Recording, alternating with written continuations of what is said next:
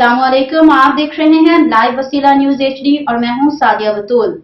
शामिल करते हैं आज की अहम खबर। मांगा मंडी से लाइव वसीला न्यूज के नुमाइंदे मलिक मुमताज की रिपोर्ट के मुताबिक फूलनगर एक्सियन वाबडा फूलनगर डिवीजन नवीद भट्टी ने बड़ी कार्रवाई की है।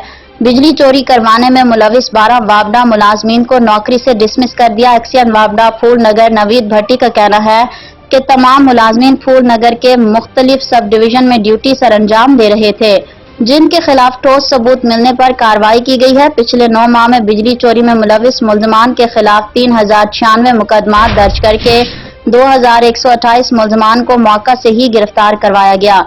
बिजली चोरों को 7,93,47,136 रुपए की डिक्टेशन बिल डाले गए हैं और बिजली चोरी में मुलविस अफराद से 4,41,24,265 रुपए डिक्टेशन बिल की मद में रिकवर भी किए गए हैं।